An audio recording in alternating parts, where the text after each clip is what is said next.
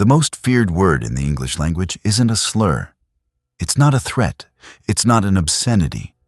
It's a Latin adjective, and it means covered over. Occultus, past participle of the Latin verb occulare, meaning to cover over, to conceal.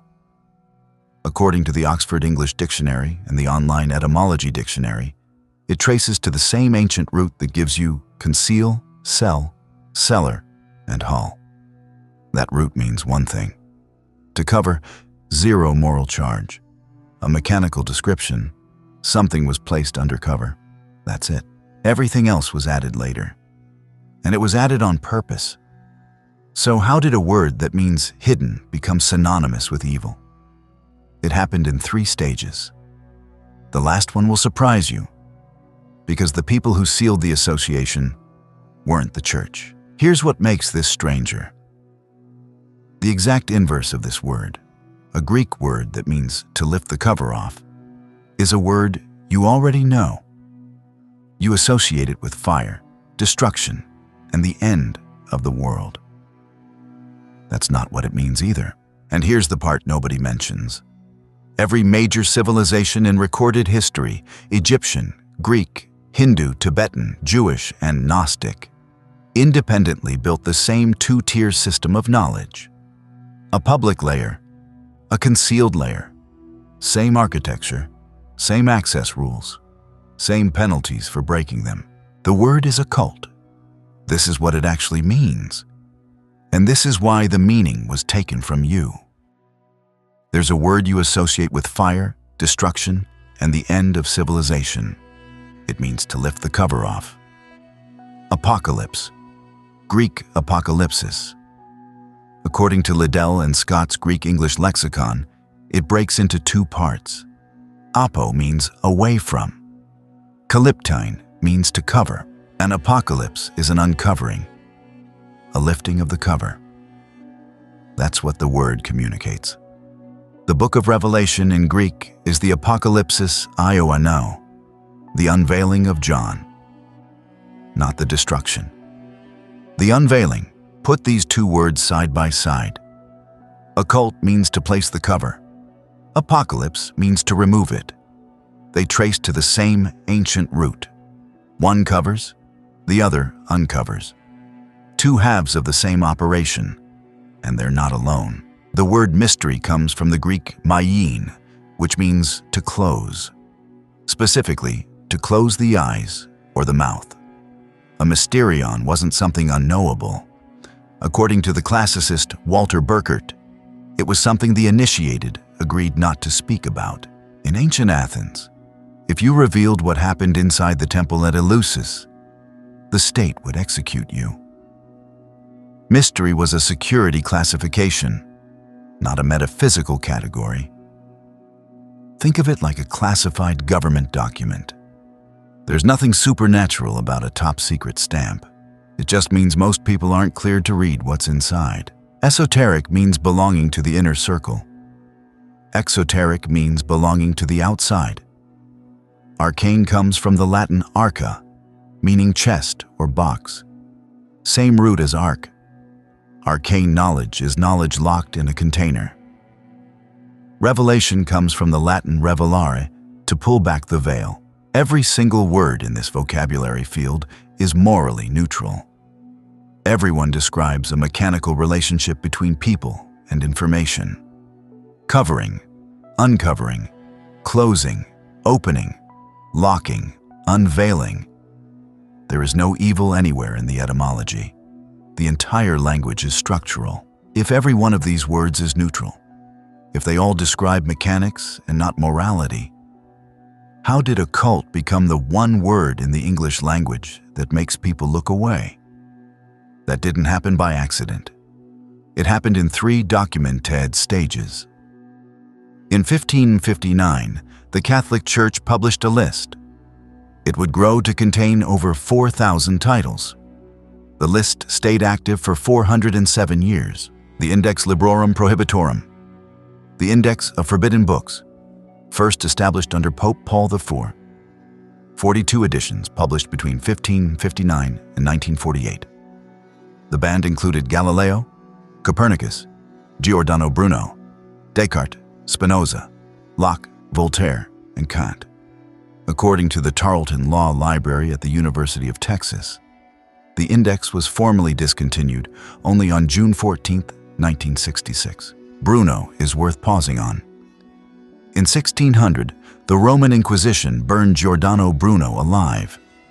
His charges included heresy, but as the historian Francis Yates demonstrated in Giordano Bruno and the Hermetic tradition, his prosecution was driven substantially by his Hermetic and magical commitments. He studied the hidden tradition. They killed him for it. That was stage one. Organized religion. 15 centuries of institutional effort to equate pre-Christian knowledge with diabolism. Books burned. Libraries destroyed. Thinkers executed. Stage two was Hollywood. Rosemary's Baby in 1968. The Exorcist in 1973. The sociologist Jeffrey Victor documented what followed in Satanic Panic, published 1993. A generation of Americans absorbed a visual grammar in which any candle, robe, or pentagram meant one thing. Evil, stage three, is the one nobody expects. In 1856, the French occultist Eliphas Levi introduced the word occultism. In 1875, Helena Blavatsky carried occultism into English. They claimed the word for ritual magic, and by doing that, they sealed the supernatural connotation the Latin never carried. The practitioners themselves fused the word to the supernatural. The church demonized it. Hollywood visualized the demonization, and the occultists confirmed it. The equation of occult with evil was manufactured. Three forces, named actors, documented dates. The word was turned into a weapon, and the weapon's purpose was simple: make an entire population afraid to investigate what was being hidden from them. If the word just means hidden, and the fear was manufactured, who was studying this material before it was demonized? The answer is not who you'd expect. The man who discovered gravity, invented calculus, and defined the laws of motion spent more of his life writing about alchemy than physics. Over 1 million words. His estate tried to hide them for 200 years. Isaac Newton. According to the historian William R. Newman in Newton the Alchemist, published by Princeton in 2018, Newton produced roughly 1 million words of alchemical and hermetic manuscripts. The Portsmouth Papers, his private collection, were auctioned at Sotheby's in 1936. John Maynard Keynes purchased a large portion. After Keynes died in April 1946, his brother Geoffrey read his essay at Newton's tercentenary celebration that July. The line that survived: Newton was not the first of the age of reason. He was the last of the magicians. Newton wasn't an outlier. Pythagoras was an initiate of the Egyptian and Greek mystery schools.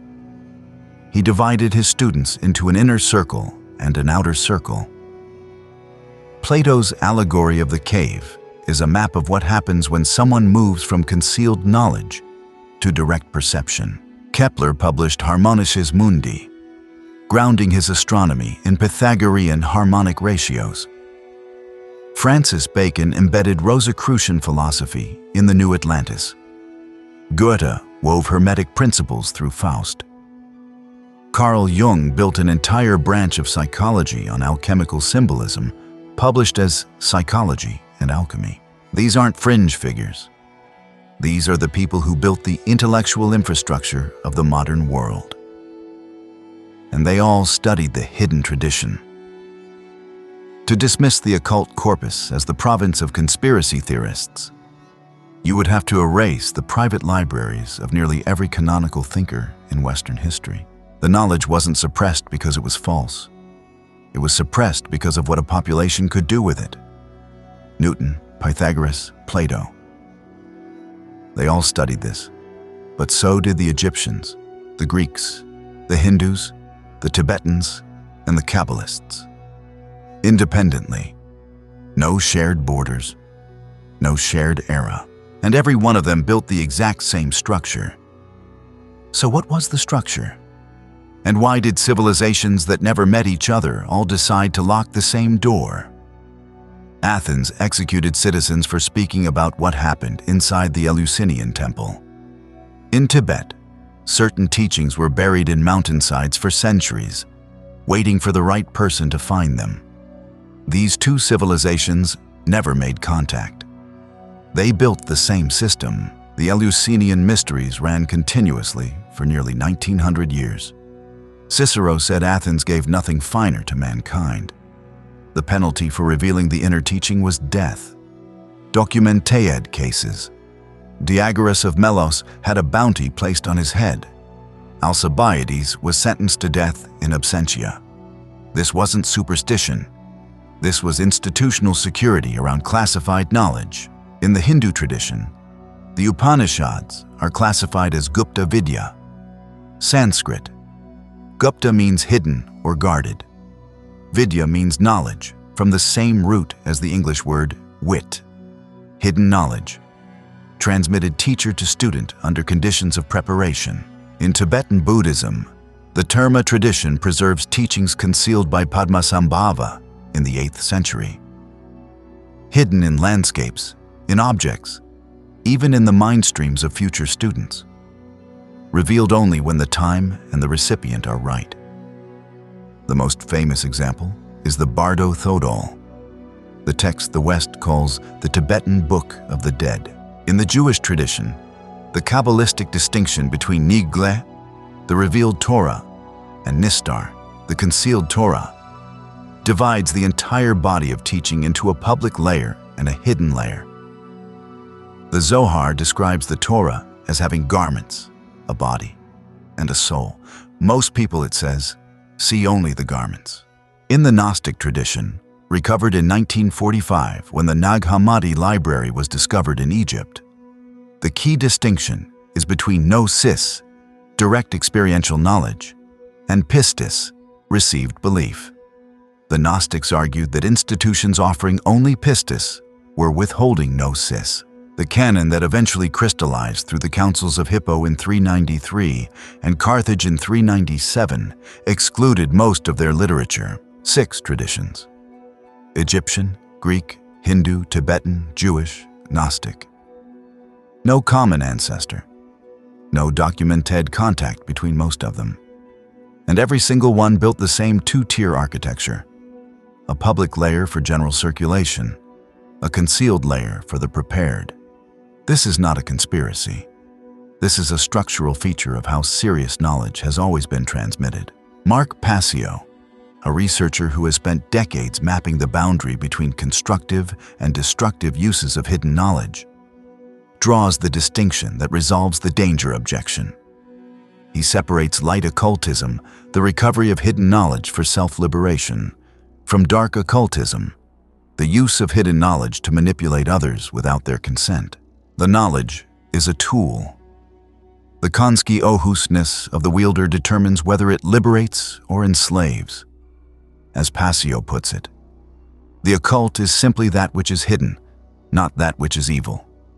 6 civilizations, no shared continent, no shared century, and the same locked architecture around the same body of knowledge. One question remains: what do you do with this? There is a test you can run on any word, any concept, any idea you've been told not to examine. It takes 30 seconds, and it works on everything. Not just the word occult. 3 questions, derived from the same classical thinking method, the trivium, that was removed from public education. Question 1. What does the word actually mean? Run the etymology. Go to the root. Half the time, the demonization is built into the misdefinition. You just watched it happen with one word. It works with hundreds of others. Question 2. Who benefits from your fear of this concept? A population afraid to investigate a subject, hands that subject to whoever is willing to investigate it. If a topic has been made taboo and an institution simultaneously claims sole authority over it, those 2 facts are not independent. Question 3. What knowledge is being kept from you by your own avoidance? Every concept you refuse to examine is a concept you've surrendered to whoever has not refused. Avoidance is not neutrality. It is concession. The word occult means covered over. Apocalypse means uncovered. The cover is always reversible. The decision to lift it is yours. And that decision, made freely, with full knowledge of what the word actually means, is the entire substance of intellectual sovereignty. Now, you can't say you didn't know, didn't.